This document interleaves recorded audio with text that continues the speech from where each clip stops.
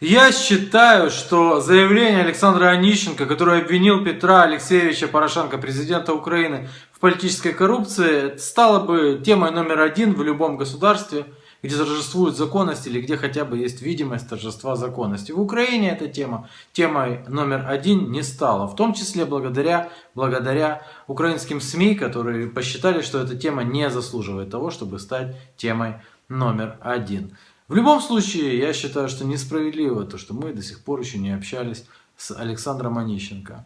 И мы пообщались. Первое, сразу же, то есть, начнем. Меня как журналиста интересует, почему российские СМИ, ну то есть я имею в виду не то, что они там хуже или лучше, просто российские СМИ чуть меньше, украинские СМИ, а европейские СМИ совсем мало. Вот об этом всем сообщали, об этом скандале. Они не выходили или вы не хотите с ними общаться? Не, приезжали все ко мне, все СМИ. Значит, украинские СМИ приезжали, записали как бы все интервью. Но проблема в том, что украинские СМИ, когда приезжают, они мне все говорят, что про Порошенко говорить вообще нельзя.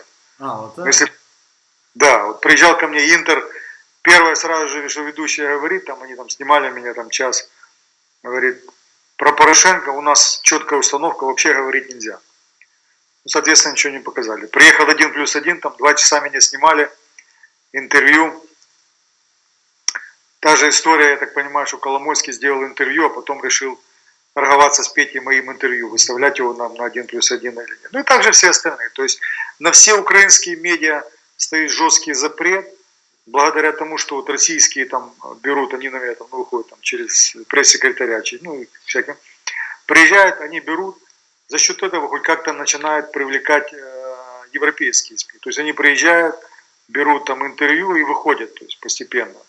Вот. Вы сейчас увидите, я так думаю, на следующей неделе будет много европейских СМИ. Просто у меня не было другой возможности, как рассказать об этом все в прессу, учитывая то, что медиа настолько закрыты, ну, украинские, то приходится вот через российские СМИ поднимать как бы эту проблему коррупции в Украине, о том, что творится в высших эшелонах власти, кто возглавляет всю коррупцию, то есть это всем как бы на самом деле не безызвестно, что за всем стоит президент Порошенко. То есть это, я думаю, по-моему, только ленивый не знает эту информацию. Но у нас все тщательно, вот, он настолько зашугал всех, там, я уже не говорю там, за всех тех же там, политиков, министров, депутатов, которые на всех там возбуждены всякие там уголовные дела и прочее, прочее, практически все там подвешены на крючке у него. Поэтому реально, то есть освещение в украинских медиа это очень тяжело. Ну, плюс того, что все, что я не говорю, идет сразу же информационная там атака на меня, там начинает. Противоядие начинает. Да, поэтому тяжело рассказывать людям правду, но люди должны знать, кто руководит страной, как бы, что за человек и так далее и тому подобное. Я понимаю, что российские СМИ использованы типа как ледокол. Просто с другой стороны, я не могу понять. Я представляю в Европе, я живу в Европе, я представляю, если бы здесь произошел скандал даже с чиновником низшего уровня, то есть, ну, я не имею в виду там президента, да, что было бы. А здесь как бы, ну, это не тема, не первая тема в Украине, вот в чем проблема. То есть где-то кого-то постреляли, а это выходит на первый план. Я понимаю, что там гасится как-то, но не до такой же степени. То есть СМИ тотально контролируются Порошенко, получается, шаг влево, шаг вправо, ну как? Да, все СМИ тотально контролируются, у него там работает чистое дело. Ну, я знаю это еще при мне, когда я находился в Украине, как он общался с тем же Интером, как он общался с тем же 112 каналом, вы знаете всю историю. Там доходило даже до того, вот спросите у всех менеджеров и директоров, им отправляли по повестке в АТО. Вот. То есть доходило даже до этого. Вот. Касательно там европейские СМИ, то есть они там начали поступать тоже там очень мудро. То есть у них позиция денег во всех отношениях. Они сразу же там наняли без всякого какого-то либо тендера какую-то английскую адвокатскую компанию, которая начала во все там европейские СМИ отправлять письма и факсы с угрозами о том, что не дай бог что-то выйдет там на Порошенко, мы сразу же будем вас всех засуживать. Адвокатская какая-то компания европейская? Да. Лондонская компания, английская компания, которую наняла администрация президента защищать, как там написано, интересы Украины. Хотя никакой тендер вообще на это государство не проводился. Поэтому тоже вот они используют такие методы, как бы, чтобы запугать СМИ, не только украинские, но и европейские. Но я думаю, европейские СМИ, они будут действовать более активно. Я так понимаю, что их чем больше запугивать, тем у них больше интерес разобраться во всей этой ситуации и выпустить эти статьи. Поэтому я вам говорю, что на следующей неделе будет достаточно множество статей, насколько я знаю, европейских издательств и медиа. Ну, посмотрим. А дело в том, что для рядового вот зрителя, допустим, он смотрит то, что рассказывается, и да, понятно, политическая коррупция, но впечатление, что история как-то с середины. А вы можете объяснить, что, какая черная кошка пробежала? Как я понимаю, вы выступали посредником между Порошенко и Верховной Радой, грубо говоря, правильно? Что потом произошло? То есть, что случилось на понятном языке? Ну, произошел там конфликт, то есть вы же понимаете, что каждый президент, там, чем больше находится у власти, тем больше у него едет крыша. Да. И, грубо говоря, там вначале у него были там одни пожелания. Потом, когда он начинает всего добиваться, грубо говоря, там, изначально ему надо было укрепить свою власть. То есть на первом момент, как только он стал президентом, вся власть была там у премьер-министра и Яценюка. То есть он себе там представлял так, вот я не могу ничего делать, там нужно сейчас убрать Яценюка, он коррупционер, плохой человек, все на борьбу с Яценюком. Это я знаю по себе, это же самое он подтвердил Саакашвили, и также там многие лидеры различных фракций и партий, то есть всех, кто не общался, всех Порошенко натравливал на Яценюка. То есть нужно было его убрать, чтобы он поставил в первую очередь своего премьер-министра, потому что как только у него появляется премьер-министр, это он может назначать всех министров, там, замов и всех там, вплоть до начальников там, отделов и так далее в различных министерствах. Второе, ему необходимо было укрепить там свою власть через правоохранительные органы, это там, Генеральная прокуратура, служба там, СБУ и Министерство внутренних дел. То есть практически он всего этого добился за какой-то срок, и потом, знаете, у человека, когда полностью власть, там, у него начинает ехать крыша, у него начинает давать какие-то непонятные задания, которые, ну, вообще там, ну, грубо говоря, неадекватные. Ну, какого плана? Я не хочу говорить, я это скоро скажу, дайте мне вот постепенно все это вы, ну, не все сразу рассказывать. То есть у меня там есть своя программа, как все рассказать о том Порошенко. Вот я начал постепенно. И буду рассказывать вам каждую неделю по одной истории. Вы посмотрите просто. Между надо и доказать, правильно? То есть надо там при помощи каких-то там серьезных доказательств это сделать. Поэтому вот эту всю историю я буду там постепенно рассказывать. Мне нет смысла, допустим, я говорю честно, откровенно, зная настолько сейчас Порошенко, как он это все делает, он сейчас придумает какую-то новую историю. Но смотрите, как делает. Как он убирает информационные поводы. Сразу же там Новинского сделали виноватым. Сейчас будет там Охендовским. То есть его задача все время отвлечь медиа в другую сторону, чтобы все, что касается его окружения, касательно коррупции, все, что он делает, все выводилось там другими информационными поводами.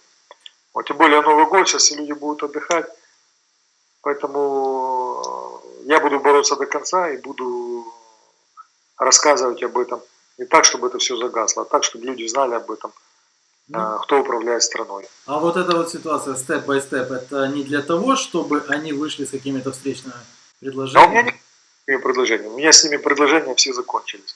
Зная Порошенко, я знаю просто, что он на самом деле разводил и никогда в жизни не выполняет своих обещаний и слов. Вот. То, что я все делал это по его указанию, и практически там, ну, это и он знает, я не зарабатывал никаких этих схемах, все, что там зарабатывало, все, что делалось, это Порошенко использовал на свои там укрепление своей политической власти. А меня просто они решили, вы знаете, как это, слить, молодец, там, пожали руки, сказали, спасибо, до свидания. Чтобы не быть ничем обязанным, лучше под уголовное дело, и так как они думали, что я там убегу куда-нибудь в Россию, сделать врагом народа, и самое это. Немного они ошиблись, что я не поехал в Россию, а поехал в Лондон, начал искать защиты в европейской стране, вот после этого начали они там выходить и пытаться со мной договориться, чтобы я ни о чем не рассказывал. Но опять же, во всех этих переговорах был постоянный развод, то есть развод на получение денег и просто меня подставить, вот и все. Поэтому ему веры нет, даже если с ним о чем-то говорить, это надо всегда знать заранее, что он тебе кинет и обманет. Вот так это.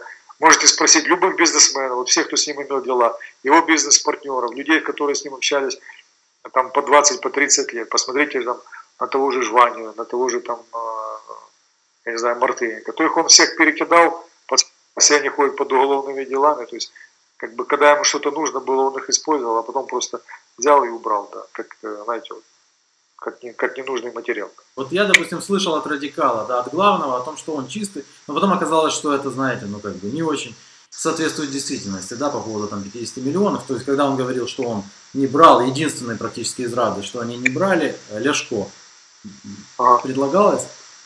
И 50 миллионов, вы сами подумайте, то есть человек живет, рассказывает какие-то басни.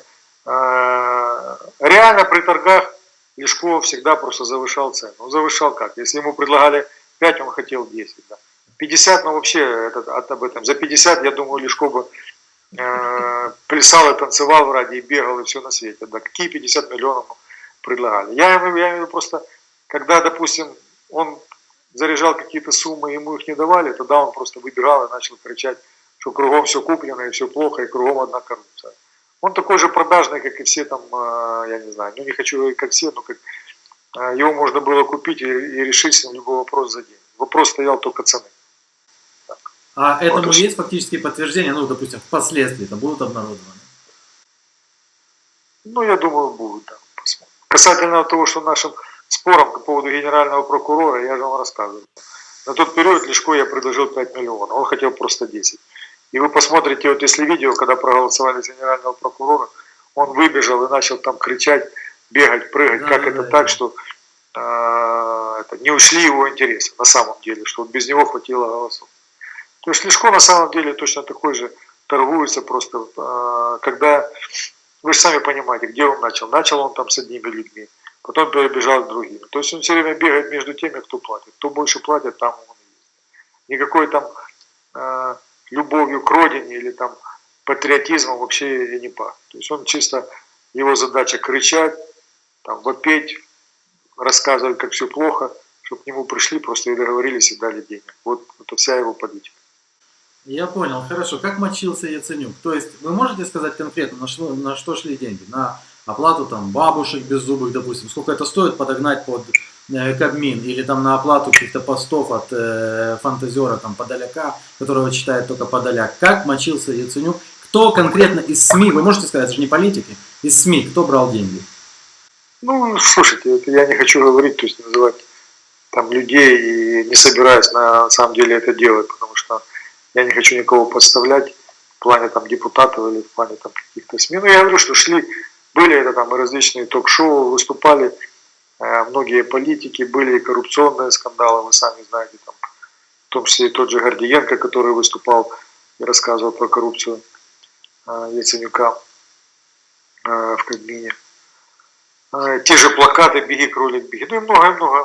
Там и те же манифестации, которые проплачивались под его там под Кабмином.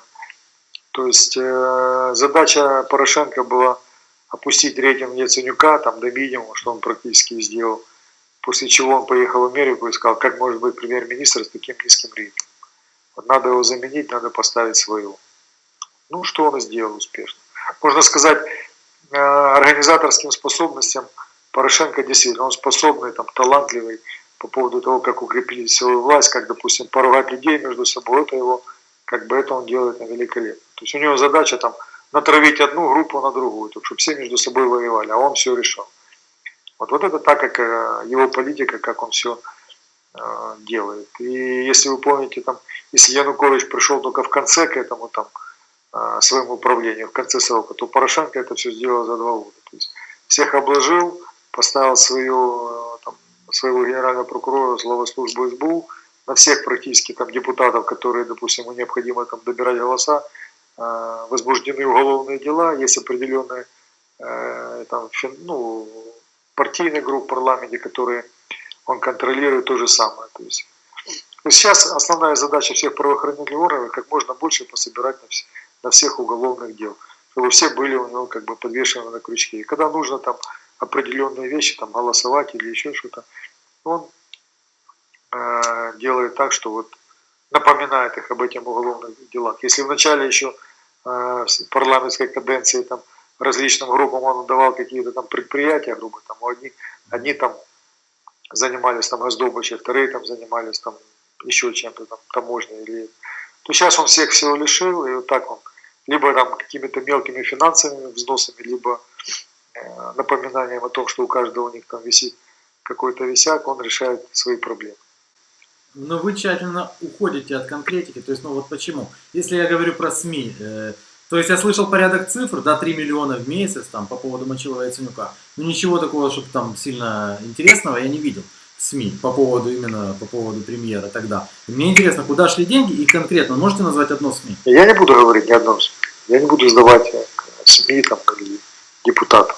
Хорошо, можете рассказать тогда про историю с Кацубами, потому что вот буквально 5 дней назад я смотрел интервью Луценко, и он там интересную фразу сказал, что уже не вышки Бойко, а вышки Кацуб. Потом он в другом эфире сказал то же самое. Впечатление, что он отмазывает Бойко. И это кажется фантастикой, потому что, ну, Бойко, да, злодейский блок, там все такое. Что происходит? Ну, здесь прежде всего, почему он держит Кацуб в тюрьме. Они являются заложниками, так как им предлагают, я так понимаю, написать на Бойко и компанию какую-то явку с повинной. И тем самым они могли держать там руководителя оппозиционного блока и там часть его фракции то же самое на крючке. Тот же канал Интер, те же голосования, потому что оппозиционный блок на сегодняшний момент мало того, что имеет рейтинг большой, он имеет и большую численность. Да. Поэтому вот их держат заложники, я так понимаю, они будут сидеть в заложниках, пока им нужен Бойко и оппозиционный блок. То есть вот это такая, как бы, то, что я рассказывал, чистая тема Порошенко. На кого-то наехать, закрыть, держать в заложниках и с кого-то там что-то получать. Но учитывая, что на самого Бойко они не могут там наехать или там снять с него неприкосновенность или еще, потому что все-таки лидер фракции, вот они таким вот мелкостными пакостями, знаете, посадили, грубо говоря, там людей, которые там работали с ним или были близкие к нему, и там все время ходят им там и предлагают, напишите там явку, вернее, с повинной, или сделку со следствием делайте, там, напишите на Бойко, чтобы он у нас висел на крючке. И все. Ну, видно, я так понимаю, что это у них не совсем получается, и поэтому люди уже вот долгое время находятся там в тюрьме. Но, как я понимаю, в публичной сфере они хотят, наоборот, стрелки перевести на Януковича. То есть на тех, кто уже там. А Бойко, получается, в темную держать или как? 100% так и хотят. Да? Да. Ага. Ну, это интересная история. А что сейчас происходит? То есть сейчас, ну, хорошо, вы стали уже российским шпионом на основании переписок. А что в дальнейшем может быть со стороны Луценко, то есть ваших, как вы думаете? Или, может, Матиас появится, я не знаю. Потому что вот там ездил, допустим, в Израиль, летал к одному товарищу Матиас решать вопросы. И Луценко тоже. А здесь... И Луценко тоже решает. Он ко мне там в Англию решал, там просил, чтобы ускорить мою экстрадицию. То есть, ну, а ничего, у них задача там, они будут бегать, ловить меня там, пытаться. Вот. Я, если честно, я же не против этого, чтобы, вы же понимаете, если меня даже арестуют где-то, то это будет суд. То есть не будет так, что меня возьмут там и сразу отдадут. Будет экстрадиционный суд, на котором я буду доказывать, что это дело политическое. А дело это политическое однозначно. Вот. Поэтому пусть они бегают, ловят меня, а я готовлюсь к своей защите. А НАБУ, то есть другие ребята, они пытались вообще выехать, взять у вас какие-то там пояснения? Не, им уже, я же рассказывал, им мои адвокаты уже 3 или 4 письма им отправили для того, чтобы договориться с ними там встретиться в Лондоне. Они там валяют дурака. То приедете в Варшаву, то меня Холодницкий там вызывает на допрос в Киеве. Да. Ну, занимаются клоунадой. То есть реально они разобраться ни в чем не хотят. Ну зачем им приезжать, если я приеду и начну выдавать им стопроцентное доказательство о коррупции президента? Что за всем стоит он. Что им потом говорить? Если видите, уже есть там явные доказательства на Кононенко, они же независимы, но они же не трогают окружение президента. Никто с его окружения вообще там даже, ну, даже не в том, что там я не говорю, там подозрения, даже никто не заикается. Вот, потому что НАБУ сегодня действительно независимо и действительно там не выполняет там указания Порошенко. А на самом деле, просто вот я вам рассказываю правду, Порошенко выгодно НАБУ так, что оно ему подчиняется, но он говорит, что оно независимое. Если там есть люди, которые там близкие Порошенко, нужно их там убрать, вот такие там как Мартыненко, как я был, вот он как раз использует НАБУ. Когда к нему кто-то приходит из близких, говорит, ну как же так? Говорит, почему на нас возбуждают уголовное дело? Мы же близкие к там. Мы же выполняем, говорит, Говорит, это не я, это все НАБУ, это американцы. А что думаете, как думаете закончится это все? Ну, то есть благоприятный для вас вариант. Вы останетесь жить за границей или как? Посмотрим, я же не знаю, там, будем надеяться на лучшее, что рано или поздно этого президента поменяют. На кого? Ну, я не знаю, на более прогрессивно. Хотя бы не на такого коррупционера, какой сейчас. Я же общался с американцами, начиная, вот я только переехал в Лондон в августе месяце, я начал с ними общаться. Они сами меня вышли, я когда там начал говорить, вот вас все время обвиняют, что вы там как бы заходите там в украинскую там экономику, там смотрите, а это тоже НАБУ. Вот. Те, конечно, они были очень сильно удивлены. Ну и больше всего они-то понимали, они-то знали, что занимается Порошенко и его коррупция. То есть у них все это есть. У них не было просто там доказательной базы. Но я думаю, после нашего общения они получили достаточно доказательной базы. Но проблема в том, что Порошенко, с одной стороны, был выгоден Западу с точки зрения того, что он поддерживал политику Запада по отношению там, к России, но я так понимаю, что они знают и черную сторону его коррупции, то, что он делает в государстве, как он пилит деньги, те же деньги там, МВФ и все остальное, как они используют войну, в том, чтобы зарабатывать на этом и так далее. И тому подобное. Поэтому я думаю, что рано или поздно, особенно после того, как после новых выборов в Америке и переизбрания Трампа, я думаю, отношение к Украине поменяется, не будет уже таким лояльным, как было раньше. Я не думаю, что будут американские власти закрывать глаза на то, что происходит, и то, что делает Порошенко в Украине. Аминь. Спасибо. Удачи вам. Спасибо, до До свидания. свидания.